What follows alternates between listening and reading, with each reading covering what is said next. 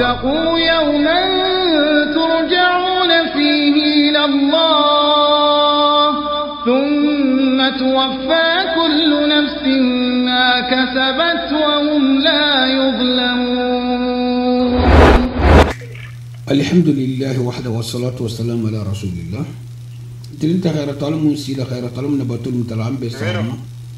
بمجرنا أخيرا ما تعلم وجيلا ما أقوم كما تعلم وفوسنا لني بسلام في الفنيا البلاد بتوعنا نرجع المسلم من تنقلام المسفر على عن حجابه هل نكوديا عليه المبنس عن بارولتو على كنا بلتان تلتو على كنا المن بنا يلكم مبيت عنك سلام كل جواس ومبي ما لهم رب صلى الله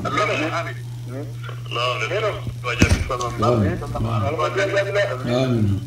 آمين آمين يكون من دارتال نعمينا نا conference follow kele na fula nyoko fanan ke ngamira ja saban nyoko li prepare kan wala mu kudo bi ya hari tentato baka yon fitno bulata ginum bulata mo ko tema mamira mo bijam min sa ko ni man da bulata sita male mamira mo bijam besono la balunya ikome inya bi fanga nya minna bar wonte misl mo la tahran siloti ha tugumu ho i balu ta ya waxto min balu ha balu nya minna ibe man kalaw male isa kuno kudo to i dama abele comme ni mo agodo so to kontere la godo mo imam mo ko sala bantel kam wonyente na lo haja ma do madin alla madin alla mulum sina ala ya madin munna na madin aldum manyinke fiske jama'a ni wal hakka jama'a wasile ni min keta sabuti amanke non ta min fonta ta kato badagi sabuti o fon bayin kala taw male bay satla mil hani ma ko fon o fon bi taw stolole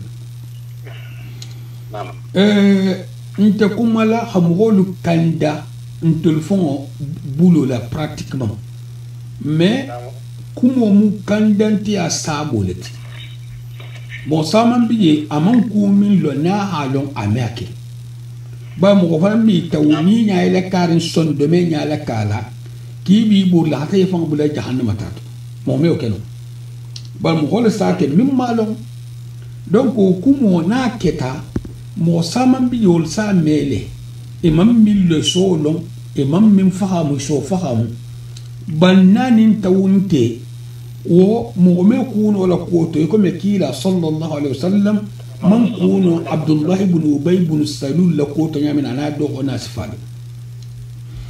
amman fokima me ya fahamu bay bang mo min bang mo me lo kuno non al se hada na haditha won da mato ya wonta anta ku le fon d'ailleurs fon ibala kuno ne nyamin da ga ala la wonyal bon bari mo me ko la wuli mo sifol sala wuli mo wallama melu laftara khairu min habla khairu ko almun kelo mo holt bon njo annonce le ke kan nyabala konton be sifa do bija alhamdulillah nyinte karamba kuti nyinte jahanga kuti nyinte maningo kuti lim ku bulata mo mo tema surtout ko mo ho wolubati nyon nejimi hakuma fo minga kanga fo ala no kasabol bon habbi do na jenga manke fenti ala kete nati minga millon ici to représenter ici le kuma ni mafo lafta haluli mumma jama be kilila munna abe lawla bente ben kambe ngin nama abe kele téléphone ligne la abe kele 20h30 inshallah hambi droni min tata min soto to kumani mato ha ala tahabarin luma mil sem mohol motivé ha kelo dabula ha mohol motivé hi tululu kumani mala alladhina yastami'una alqawla fayattabi'una ahsana ha mohol ko moholti inshallah isna woti ila no kasabola kuma la sutiya kama nsata hannunne allahumma rabbi sallallahu نعم وعليكم السلام ورحمة الله وبركاته. شيخ محمد جابي. مبيت جماعة بي كونتنا. نعم. جماعة بي bari ngalu mini be poke mini be tuba mini be kidia mini be la Guinée fana beto mini be Gambie mini be Sénégal lagi bari mini be jama be jahango be ba be fontena mbe pardon mbe fulala mbe pardon mbe fulala jahanga kundati mo fana tento min farante aham motari akonta filinte benna be konto filinte min be fulari jahango kunna tuba anai tuba sana min ko to kimbiati min ko to bokiti min ko jamu identity min fanga tema min ko yoko tema wa hammu bumba ben nabi min ngafo min mafo min be lagine min be lagine awa na Cheikh Ousmane Diaby wala be yanda conférence ba ke yikoka iko de ta kamina conférence yin atumata tilinke abata fulake njaka banya ko kan bitana anakori ko kani nyaka fa mo jamaaya muslimi jamaaya fo be ka hamu mo fanga be bulari yarango ko kunya min to ania ki yol tema ana bari no tema ki yo ya dia to bari nya dia to muslimi ya dia to munje wala makhalam bulu munje wala makhalam bulu bari no memmendi ni be yan la donna ni be yan la donna umbe bulari jahanga kundati umba keri ndel jahango be bulari joxon nak umba keri ci ñoo be ñaatu ndin nabi mumbe wut keri ni min be yan la wodonna mbata ko itbiyan ihana samedi inshallah Cheikh Ousmane la conférence bato samedi min be narin tam min ke 10 février 2018 mbata mi bi jama be ki ha hango be ki ha bari na be ki be kana tara conférence bayi to jarango mumba keri ndebula la nyokon na ndebula la fanna kili aflan jango munna ngi ko be nyaatu ndinna akabanya ho mun sino mun kela mi ko pointo Cheikh Ousmane ben ala wala ñak fa dañé inshallah samedi mi ménage le 10 février 2018 même mendi ni be yanda ila kisuma ni kunyato même mendi ni be yanda dangaya ha wuli ni kunyato même mendi ni be yanda dangaya ha fangasto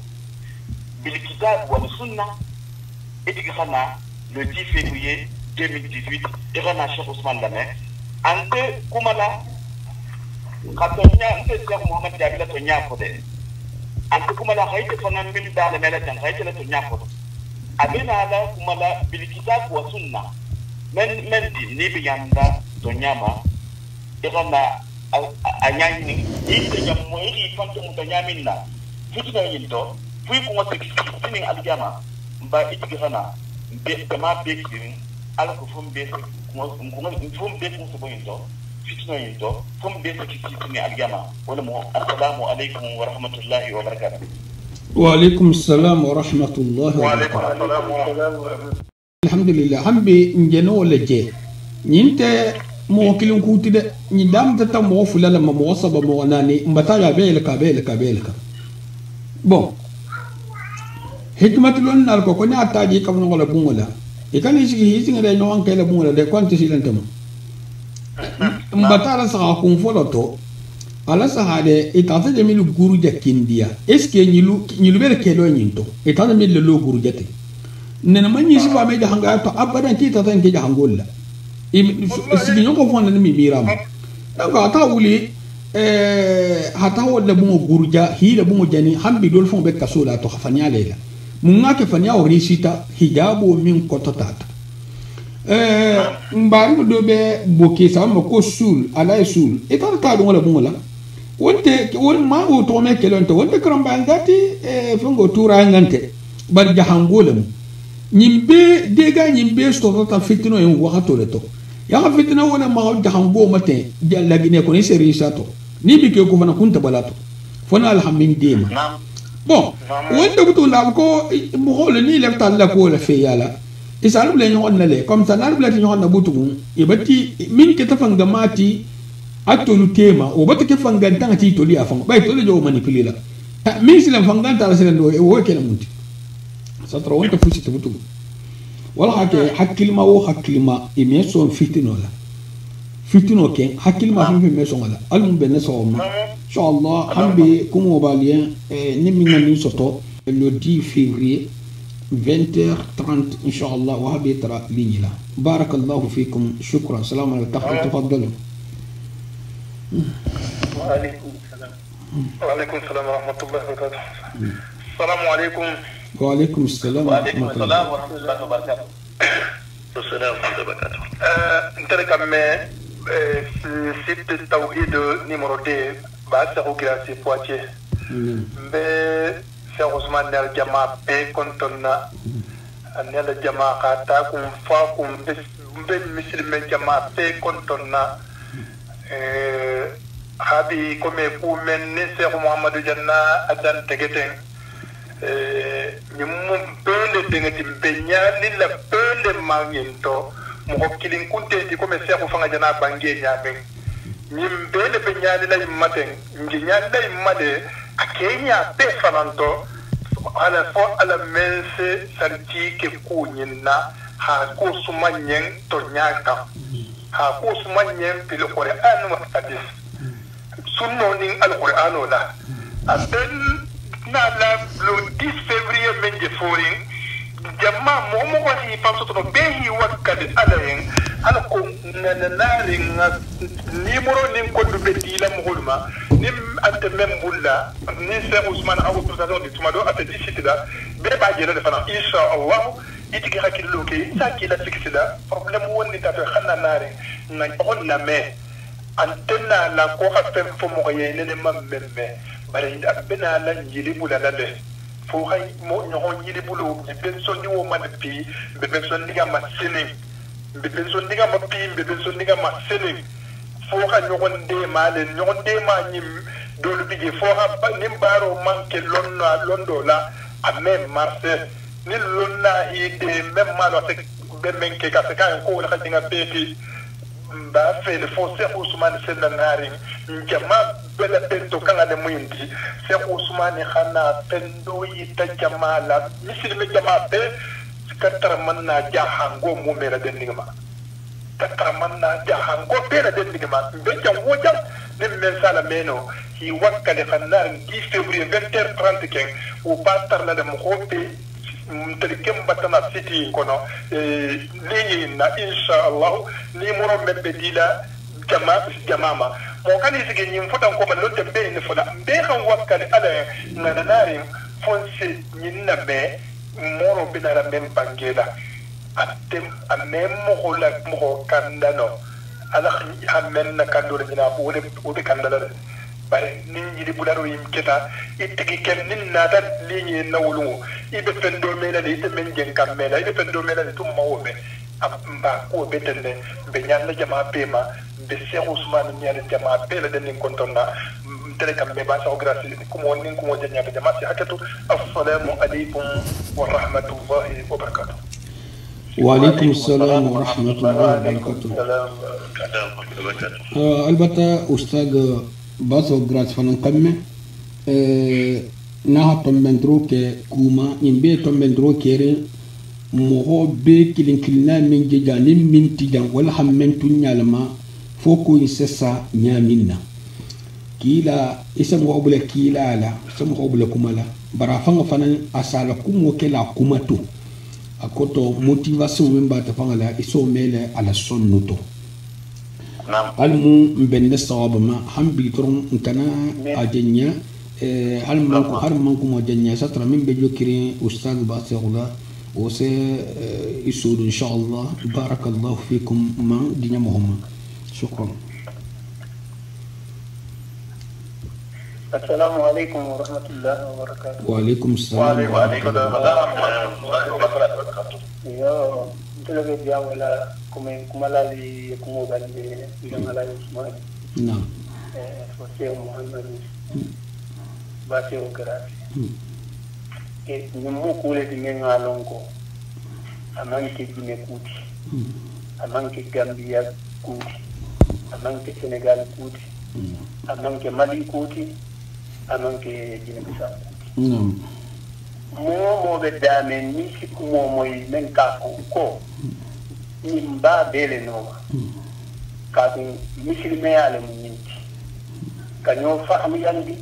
ka fitino bayi comme alaji afina ngeli man ke fitino bayilati bari sikeno fitino sababu fitino bayila sababu mo men na diamu adama dimo nte wati nka fole nko hadamadi men ka kankilin fo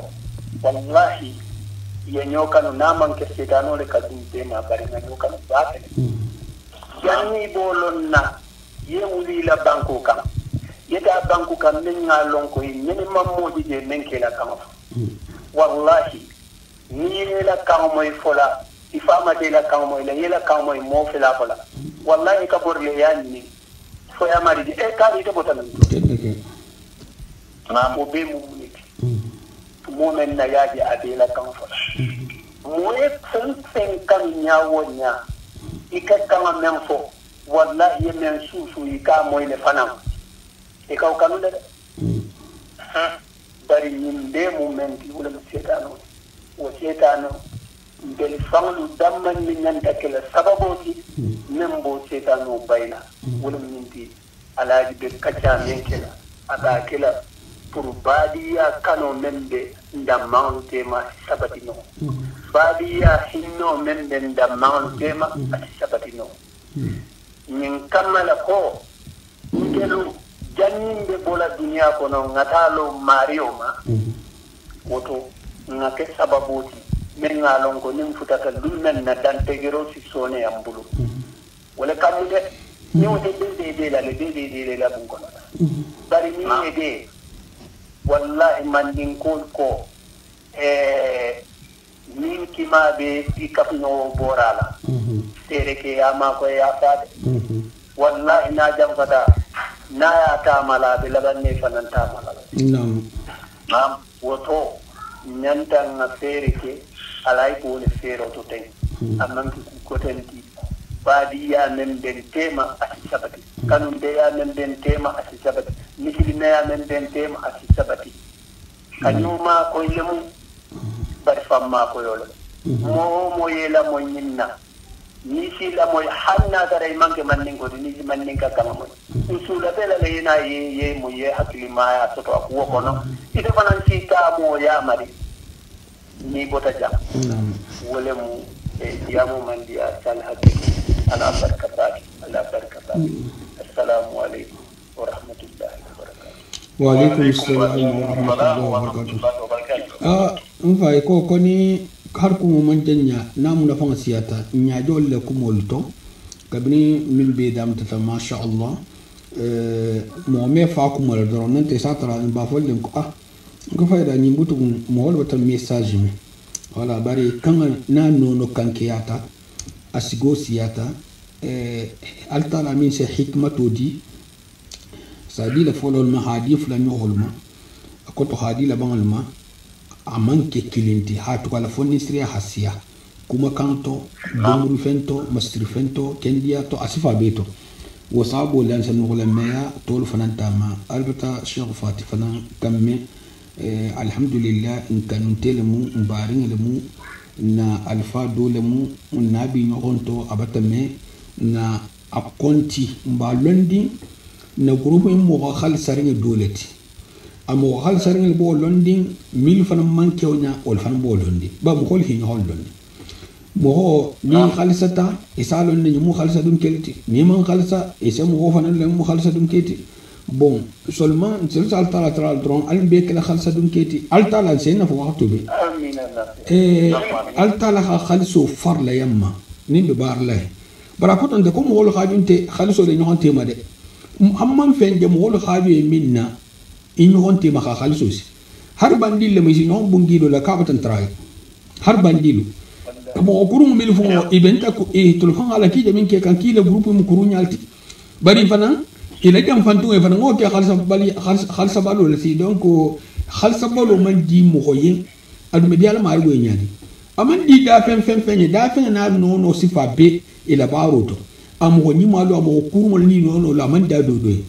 donc mo khalso dun to kukutati mo hol tema albe min kala ibe mun khair kanja itlafta mun nada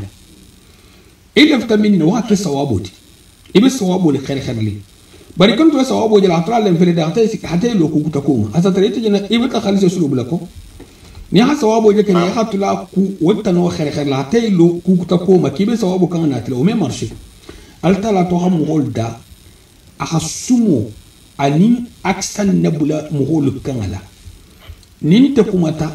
mbe min fola ani lafta minna mbe min fola wata geya lafta minna wasumo satunna kumotole mbe fana mbe wala wuluna hada ma dinga betane imi ala wuluna ma isi katanya wonya imi ala wuluna ma fa hadu ngato tek bon bay sa tron wo me fen fo hatu hada ma dinga la hujjatu ko hawole dalido min do men ngaita est-ce que il lafta wala do gunta man lafta astaghtaria bari ni bula ta ko doni be sila dangama mboto almun khalsala to nya buluma almun khalsala ale al kanan khalso ke nkun natan tanti alma kelanye sawaboti allahumma rabbi sallallahu bismillah inshallah min be jokiro ala wafanse faida assalamu alaykum wa rahmatullahi wa barakatuh wa alaykum assalam wa rahmatullahi wa barakatuh bajma bi kontona min pululu tinyati bata ko mo bi la fi bata famo donc comme chef va fanya min khatra ko ni ba desne jamale min ko matte wul bata ko danati inshallah barakuma khafina behi ngane to ita ko to inshallah ba fara jamal bi conférence be mbulu samedi le 10 février le 10 février conférence bambulu samedi au lieu de samedi mi janante inshallah non termo e ni mo ade bon groupe secrétaire lam be jama be la man tinya mo ma jango ba jawden din hata la gine handa gine ko kam man tinya pusma mo pusni ren publicité le mais e fi wakili e xana tulo la do e xana tulo ma do min ba fori ba ni ko sifa min de jango tima ni fa xanyabo london la comme Cheikh Mohamed Khafou Niami ni tat Cheikh Ousmane Bana ka wando min kala an tan tala to nyakola an tita to nyakola ko mi ta ba famu Niami aba kuma la ale kul hakan kha Niami aba kuma no o rasulullah donc comme atala fa ngapna ko al khalon dal may nin ka nan malo donc ko ci fa ndel ci dégré mi ma lon la lu sem fatam fasigné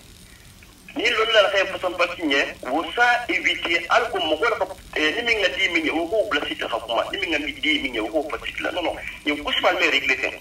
mo hol ba sugandire mi mo londa mi ni xa ko don wolo sa kuma en ko kam na image ko mo ko tan takela mi ngati mi nya sa fa sa fasit la mi ngati mi ñe iti ko karanta ba man ta sa fasit la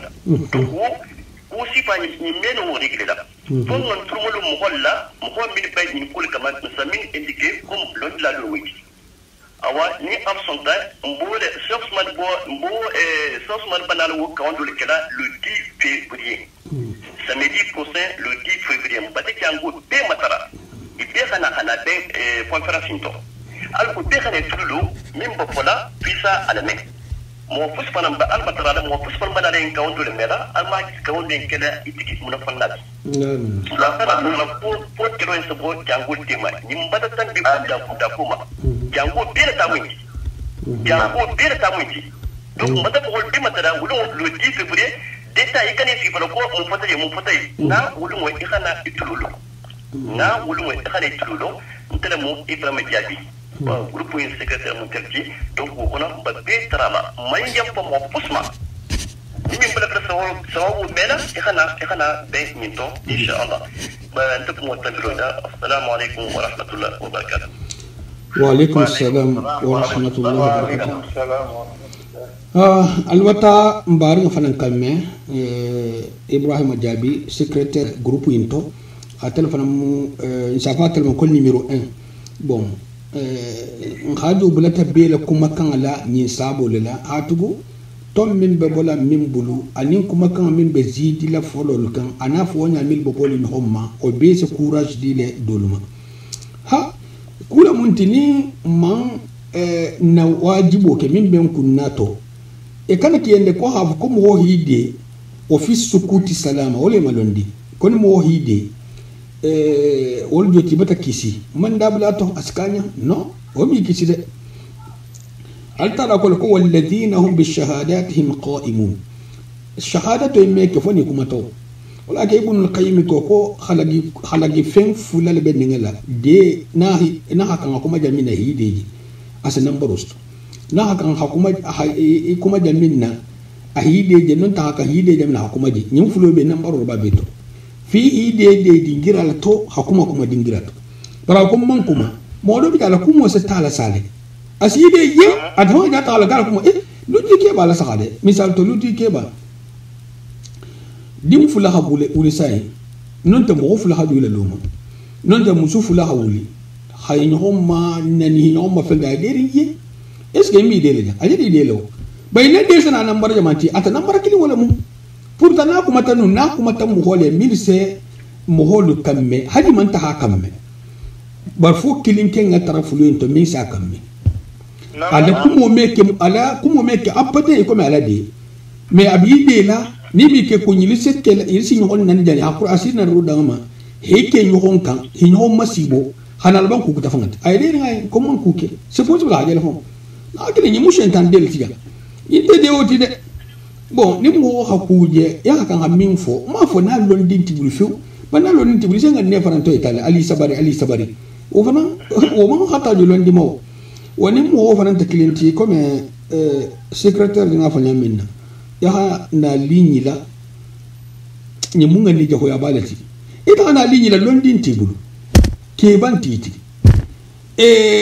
ima fusi le long ni fusi lan tibulu la bon bari ni fen tibulu mo hol silanga ne so nyalo mumma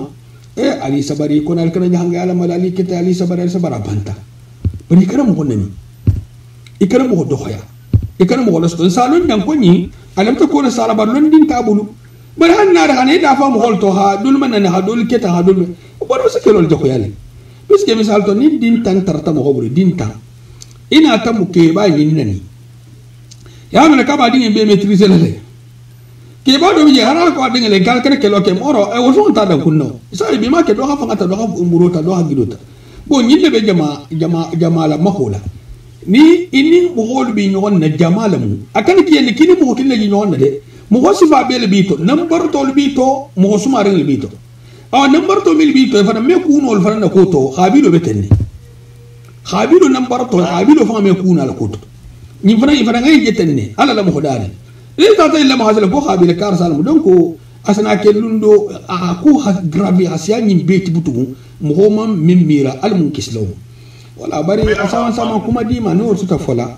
hari mo mil keta groupe number to te fana sala meli sa ki man fi wakila affaire le moti sa ma da bla to bari bana to kuma jogo tuta fala mo hol tuloto fa tol be stolal tol de ndum man la fi aw mawla al mun kislam insha Allah ni tata munafan dos insha Allah hambe si non zidi tafaddalu السلام عليكم. وعليكم السلام ورحمة الله. وعليكم السلام ورحمة الله وبركاته. يا ألفي حكيتني أن تدينا مع عبد القادر سيسي. نعم تفضل. بجمع سنون بي كنتنا. مسلم لا لون. أفكو توحيد جماعة بتنا سنون تاعنا نجمع بات حلال الشيخ وكم على حج عثمان جابي. نعم يوم السبت سبت لما le 10 février. Ben jili pula na fitino khataru la danger min be fitino to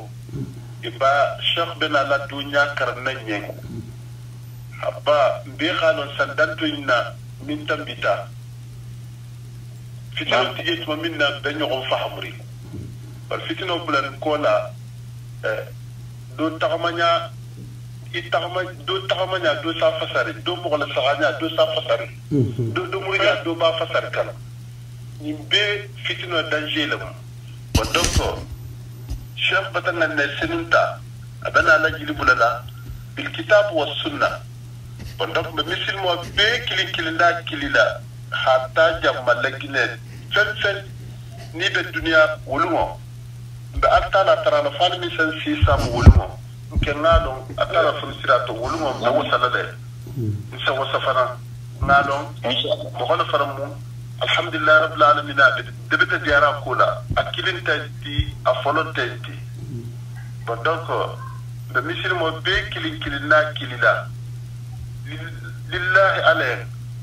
yawm as-sabt sibitilumo le 10 février à 20h30 be prêt quand ça la tafa be kilina ba chef ben alamin folanya face munafon wulumo atala ba ngalo innamal a'mal binniyat nanajima min jannatin insha Allah al-mannan nanew wala belu la fe insha Allah al-mannan fitina fo ahadabla asalasa insha Allah al-mannan donc bata be kilina kili muslimoni musoni ki be i prepare wulumo be atala tara la faran man sabab bon sakal lake fala mi so lumo dimma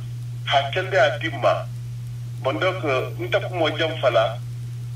mbe muslimo jama be kontona wala mu assalamu alaykum wa rahmatullahi ta'ala wa barakatuh wa alaykum assalam wa rahmatullahi wa barakatuh barakallahu fikum inshallah alwata ustad Abdul Qadir Cissé alwata vanna harfu lume bon imbi mate abi ta'ala ta'ala ngane kilin lakata nanta mo min beje ko men na fanya min ta alhamdulillah na fata ko fanna tangol mu ma mi rafitno in sabula ha bal na shi ta fanga kuntulum bai fitno fana shi ta nyawaja ni ma ibulato antena altasili mo nyako ibula fitno to silon olum problem ti fitno dun to bulanto wonte ente de kon ta tam fana ngal lokena la hakuma fitno bulanto nyon to sobiji hide obato hakuma obato ha financer obato ani isfalo mo bulanya hasiato bon eseno mo do bidie afata tanya wonya ni mo je mbe courage dilama me fati asfo keno ma fode to nyigin ta dunya kono to nyigo wel dunya kono de bar to nyigo ma amam fode ko to nyigo le sa fitino la de ne dino nto to de puisque ite katara to nyigo le sa fi se balu kule hikmatun tenti isto jigila sato wata ita ban kun wata nonte o sono kala sabo te kun wata har nonte hadu kun wata o manke wata hikmato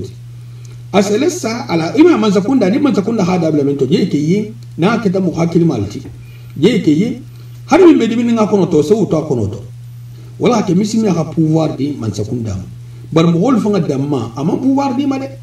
ha bo ko ni min laftani ha to ni wodi franga ta habo ya de woni jaman sen nyaaje no dinot mo men nyaaje no fo mo min ay kulo min tala o contraire la babulla o don so nyaaje no wala mo ne ko bel dunya kono rasiya mo ne ko rasiya dunya kono bana fata ki mo ne bebo ise mo ne ku tabiti fan ko nalga mo ne do wala masalan nga beti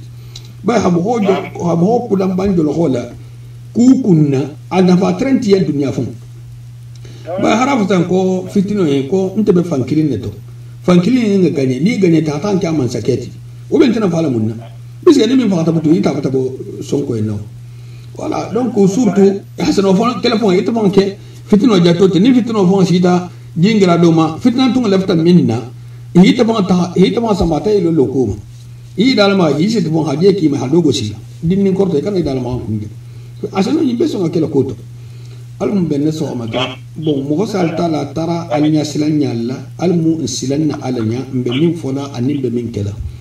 barakallahu fikum shukran wolumo 20h30 waha betra ligne la inshallah ligne la numéro anin code sala tahabema hal min be jamani kutakan isano la hadunga to nin khatra sira jamano ligne kilino isano la hadunga to nin question tata tara min bulu question min muna fanga bala e mala wuli fitina kamma ya hala wuli le kudo le bito vraiment ni man yin da bo sto han bin ta man bo ila ta wala fahamu a fahamu kan habara la man fa ma fo de tunga nyin fo ni ngi fo sa tuma do ni se ko yin to tinyale ku ben se no asa tare vraiment ta ke ko hari e ken me ku to tinyano ko mo me ku to tinyana alta la me to ben bari asa rete nan ngani wala sa hade mo hol be ko to ben ko tun ta ka ta tunga info ba mo hol so ke ko tunga info mo hol sa ay nyale bi mo hol se bonus ntol man fi fenna lam be minna habitu no sa lafta wala abanta man la fi hake fitno champion ti man la fi haka mo din kuru te man la fi haka din kendati lafta simplement habitu no sa ni ta ta na serena to control te ok mo ifranta al keden to anta al ke van ji tal ke lo al tala min da amin se be mo ko kan jeni be dala be bi ta o kala bari e kana so wa ke la tege jabo ti bulle de fitino dum mu la tege jabo balati he ay mo wolen ko fitino mu la tege ni malti taylor la sale taylor hakkelo en beke ha fitino en bela ma liberia ma fangala ajanna la jongulu balantanna jilla bando ha balantanna ta alsi yo fum do trambe tulun kay de trambe gido bi tabulla hana ita bula kasoda diboto halu ko se bayele male abi mo wolen ko se to ala hala kilinama nin fitino manata fangal sotota min se fitino nyori bar fangai min de fanga den dingalamu asano kala sanlula bije sanlulu nyi fanga tole tewdo mo hutana min fo be fitino contre ndo la contre nyami na sawo fanga fanga malu man sala mo wol fanga na ku fo te butu ni min sawo ko ni ngalo no min da fanga bulato yota ya ante ko me pule mu ku fixer ni le misal to nte nga ku dole ma mo wol ben soutenir mo wol ben soutenir est-ce que mo wol se tule est-ce que mo wol se tutenne hatu nte tu soutenir dani sbal do se nara mo wol se le male bon note taylor fana abo kala lumina wolu molto he wolu mo tije min ba fala min sama sala noko baran sa hada ni hella bana ha ta je ten dui ana baron tan nasi je wala biya min fo bo abata do bayje de bari atafan man na wodi aboje atena ta asiye la banda nambar ko do ne to bani ha mo bla kasol wodi bata bla dunya gaburo kono koto ken de ba to la gaburo jina bla kono nim mo fa ngolan ka ko e kelo nyale bar fitino pili para beten ko fitino abetenne ni haje malku sabai malkatu sabai ihamantoho hafuko amanson kabiri nabi Sulaiman trambena la manson ahamun fo akita hakkilimati ako man sakelo ni dunta ini la kelo dugo ko ne se mo balle ke mo nilta mo nilke mo baluti isa ketenne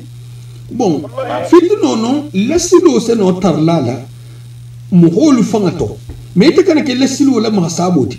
nje fitino min kon lete mo klimbe ne mahanu taxamanya alfa ante bendi ma nyante bendi fo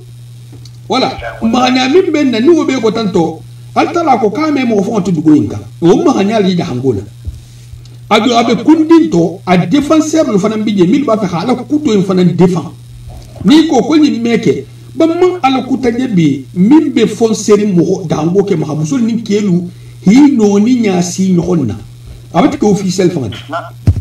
abati ko officiel fanga ite mo ni ko ti ba fola asbo mo wol fanga ise muso je ganga kunda ni ana ki ti tala ki ta to do la loma e ko tara sigiri yana image la sa television fungo youtube la be fungo la ka tala munti email la mais miskino yi ni na ba sitro ni nga kan haka ke minni tilinga ban ani burgo kurmo be nyonda bun kolla ni wona ta sidra sila hana fitno to gaga mo holma satra ke ban mete go sila ko ke ban jena tule nami wakala hamuso je ekran nate amusu musumai na ma je ekran nate amada musumai ko men hangol ta fanya minna antana je ta mutu donc ko ban ta go sako be wakala ta go sila ko biske donc ko ba ni jemme atobe ni ngale mo da mo to ngato ni kenje ekran ha ko ka sal dimbala munti subhanallah na ki ni mo fitino muso ko afatal ko muso wala hakem wala ise futu sawantar de barako e wala to ni sabolum ite ko kimi to ben foni be bola akuta ile to ben do haramu ite fanna bulo haramu biske ya kan hi fon to ben ke bola bay man kan hi fon to be hila ekran dunya ya ko to bani foti en fana hari man ku ku ta calcul para a calcul ni ite fakata sai min folate he nabi de mu en frawna la mu hola xamin fayen ko he ko nabi de musa de men folale ha ko ni tara ke to nyaate kay ke problem ti de ñinga hakilma kan dol fo harataram manke akuta ñingay fo mu holu kenyalma bari lon nal katram mu'minolti yani atatram mu'minolti bara hayni lo kuma hakilo kenyalma puisque na haylo kuma say ko me nabi Musa be to nyandiro min ne kan taw ka kala mu holmuti bon bar misal sa ni mu hodo nata akali kal kana bo silo ne de ko jatolo belge ko al kana danku ni haw fo nyamutu 5 kilo do hana o fana jatolo nje bari atama ko jatto bi je puisque kana faram fan yandir halado inga ako he ko bar kalbe min kala ni sila kutabi jalme ko jal ma fa ko puisque ni na silo ni jatto ta taraje agal ta dolu ko ta to ko ba sila kutabi bi je so min adako hakima la munti e ha ko lembe hari atara akoto iman lala bara nyani ni de yinde min folate ni tafika to nyati ku hankato batole ala di min ko lemu mo kana nyani no bade ibi don na duniya ko no iso diari ma bi ni lakili ku kay be do muro ke kan to go sikay ma bari ni tata ke contraire ti kije mutul to har dunya mutaru ha fata ko dunya ka so ina ko na ko tata ke ga waya isi be dunya ka so ina dunya ka so do ngalo mastir ku kenta no ije ko bonya walbe no su tu sila aljamata banko ko to al mun kela kumo melati hambula kumo nyima ko al mun kela kandantu wuti al mun kisila kasaro man fangato ni hame al tala ko nyame ko kasaran tulu kum gol min wol molt mi kasarti fangato ani la dimba ni mo kasar tal na fuluto ima hari dino kito to ni ha ku ke mo na fulula khabilo dundulanti je fon min adema ala kasabol banni ha ku ka fanga kunturo la khabilo tabata bulato systematiquement misal to handinge hayne ken dingela ana hayne kala na fulure ding mo bulu fan khabilo to mo sam de mo bulu fan do khabilo to khabilo bela jari bani ha ku ke mo wala khabilo mo kunturo la awa wala mu kasaro fangati mo fan kunturo problem bo wala fan la aljama lo sire ile na fulure tede ile dorgonte ivan kunturo problem bo wala e tata salan kibe tulun na fen na min fanga ita fan ko ko se min saralati i ko ifate yinde be kala saralati na fulun tiji din tiji mo kutan tiji il fa tele be kala saralati adu na supporter no baraba supporter lan mun dia bento ta quran nambarol to tegala nya minna isa trate musohi masiti hi itobe ale mastroni misal to ler ki ler fa ler saba mo million non te mo wuli haje mo haja la jurubo bato jurubo be akesi kan nyindi balu kan nyadi nyi mo sifay nyindi ko yekele nyadi ita hana wajeno ko normal la moti ni normal la moto mo folo dum make mun puisque may je mo ko folo la ma de si fu si folo la ko ni mu kal ke ya tamanselo da abadan al mun ben sawma al mun baru min tala al mun kisla hantanga han hijab han sutra al mun kunya to ben khair wala bin nal jama al mun hikmatuna akusana bi lamma al mun mugol fa nabi alhamdulillah fahamu la ala sallallahu amin amin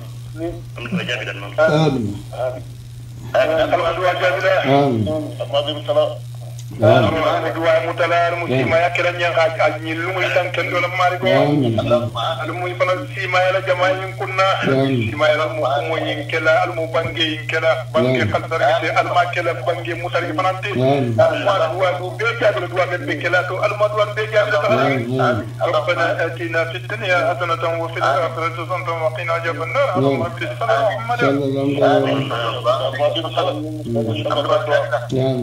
محمد لكن